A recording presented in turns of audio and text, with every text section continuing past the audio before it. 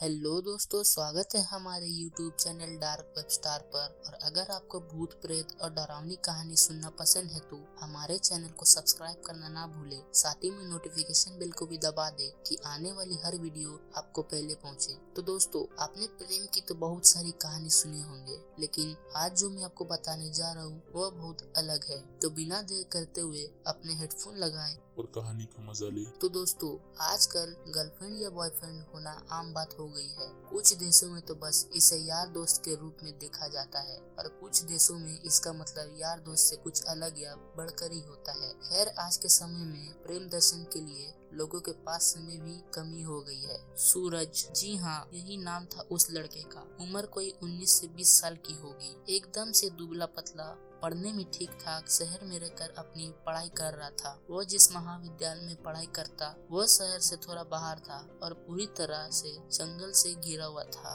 वह अपने महाविद्यालय के हॉस्टल में रहता था। वह जिस हॉस्टल में रहता था वो 5 मंजिला था। सूरज का कमरा चौथी मंजिल पर था। कभी अगर वहाँ भुला भटक के अपने कमरे की खिड़कियाँ या दरवाजे को खुला छोड़ देता तो बंदर या गिलहरी कमरे में आ जाता। सूरज प्रतिदिन शाम को लगभग 5 बजे अपने कमरे से बाहर निकलकर बालकोनी में बैठकर हारमोनियम बजाता और गुनगुनाता। उसे प्राकृतिक की गुण में होने का एहसास होता, जिससे उसके चेहरे पर बराबर प्रसन्नता छाई रहती और पढ़ने में भी खूब मन लगता। एक दिन जब वह बालकोनी में बैठकर हारमोनियम बजा रहा था तो तभी अचानक उसे पता नहीं क्यों ऐसा लगा कि कुछ दूरी पर एक जंगली पेड़ की ओट से कोई उसे देख रहा है। वो थोड़ा सकपका गया, पर थोड़ा संभल कर और हारमोनियम बजाना बंद करके गुनगुनाते हुए ही खड़ा हुआ और पेड़ को आसपास देखने लगा। पर अब उसे वहाँ कोई दिखाई नहीं दे रहा था। उसने इससे अपना मन का वहम मान लिया। साथ में ये भी कि हो सकता है कि कोई छात्र हो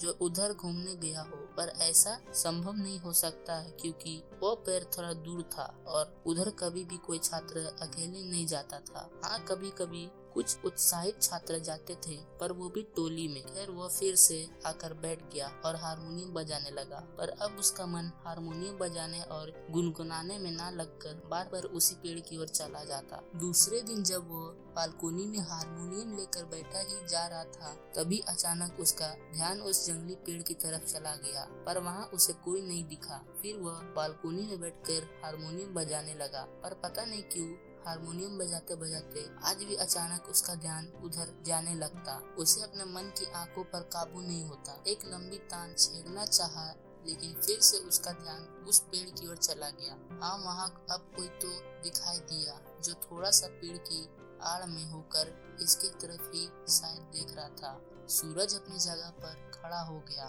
और गौर से उस पेड़ की ओर खड़े व्यक्ति पर अपनी नजर टिकाने की कोशिश करने लगा। जी हाँ, वहाँ कोई तो था और वह भी अकेले। और इतने ही नहीं, यहाँ भी सभी बात थी कि वह सूरज को ही देख रहा था, पर अभी भी यहाँ क्लियर नहीं हो पा रहा था कि कौन है। कोई बाहरी आदमी या कोई औरत या महाविद्यालय की कोई छात्र तो नहीं।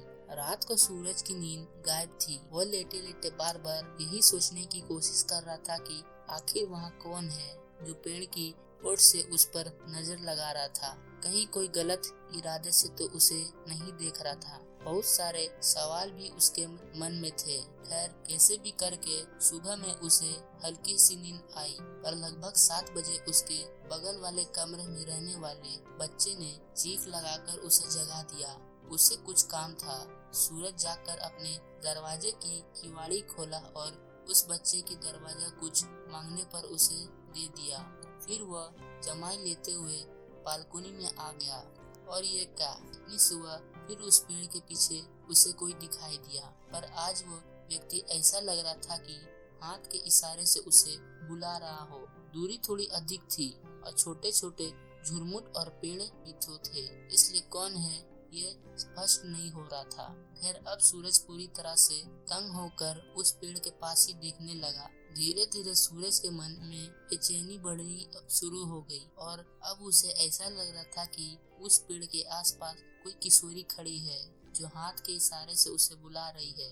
सूरज को पता नहीं अब क्या होने लगा था कि उसका दिमाग काम करना बंद कर दिया था। वो क्या करे क्या ना करे अब उसके हाथ में नहीं था। अचानक सूरज को अभ्यास हुआ। वो यहाँ से आराम से कूदकर उस बाला के पास जा सकता है। पता नहीं उसका मानसिक संतुलन कैसे इतना बदल गया कि वह आव न देखा था और अचानक उस चौथे मंजिले के बालकोनी से छलांग लगा दी।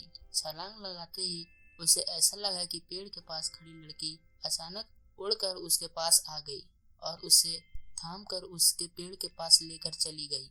यह सब इतना जल्दी हुआ कि सूरज कुछ भी समझ नहीं पाया। पेड़ के पास जाकर सूरज एक प्रेमी की तरह गुनगुनाने लगा और वो बाला मन मन मुस्कुरा के साथ ठिकराने लगी। सूरज तो पूरी तरह से खोया हुआ था। उसे कुछ भी पता नहीं चल रहा था। वह कौन है और कैसे यहाँ आया, उसे कुछ पता नहीं चल रहा था। खैर सूरज को ढूंढते हुए उसके बगल वाले कमरे के लड़के ने देख लिया, जो नहाने के बाद तौलिया सुखाने के लिए अपने कमरे से बाहर आया था। पर वो बेहोशी के हालत में था क्योंकि उसने खुद सूरज को उड़ते हुए उस पेड़ के पास जाते देख लिया। उसने अपनी आंखों पर विश्वास नहीं हो रहा था, क्योंकि उसने जो देखा वो बस काल्पनिक में ही संभव था। खैर उसे हिम्मत करके आसपास के कमरों को छात्रों ने एक चपरासी को लेकर उस पेड़ के पास जाने का निश्चय किया। उस पेड़ के पास पहुंचकर छात्रों ने देखा कि सूरज तो प्रसन्न मन से गा जा रहा था, पर उसके हाव भाव से ऐसा लग रहा था कि वो गाना अकेले नहीं किसी और के साथ गा रहा है। छात्रों को वहां देखकर भी सूरज पर कोई असर नहीं हुआ। वह इन लोगों से बेखबर गाया जा रहा था। अंत में उसके कमरे के बगल वाले कमरे से के लड़के ने उसके पकड़कर रोकना चाहा, पर फिर भी सूरज, ये छात्र आदि भी है। अचानक सूरज का गाना बंद हो गया और वह तेज आवाज में चिल्लाया, कहाँ गई तुम? देखो, आंख मिचौली ना खेलो, मेरे सामने आओ। इसके बाद एक दो और छात्रों ने सूरज को पकड़कर बैठाने की कोशिश करने लगा, पर सूरज तो बस चिल्लाया जा रहा था और बोल रहा था कि कहाँ गई तुम। अचानक चपरासी ने वही किसी पौधे के एक दो पत्तों को ठोककर मसाला और सूरज को सूंघाया। सूरज तो बहुत ही जोर से चीखा और वह अब होश में आने लगा। वह कौन है, अब उसे इसका भनक हो चुका था। उसे वह अपने को पकड़कर बहुत हैरानी हुई। फिर उन छात्रों ने पूछने लगा कि हम लोग यहाँ कब आ गए? मैं तो अपनी बालकोनी में था, फिर यहाँ कैसे? फिर उसे थोड़ा सा याद आया कि वो तो बालकोनी से कूदा था और कोई बाला उसे यहाँ ले आई, पर उसने कुछ बोला नहीं। खैर छात्रों ने उसे चलने के लिए कहा और साथ ही ये भी कहा कि बस ऐसे ही आ गए थे, तुम्हें ही तो चलने के लिए कहा था। फिर छात्रों ने उसे बातों में उलझा लिया और उसके प्रश्नों का जवाब ठीक से ना देकर घुमा दिया। खैर अब दोनों एक दूसरे से कुछ छुपा रहे थे। सूरज उन छात्रों के साथ हॉस्टल में आ गया। सभी लगभग घंटों तक बैठे रहे, कोई पढ़ने नहीं गया।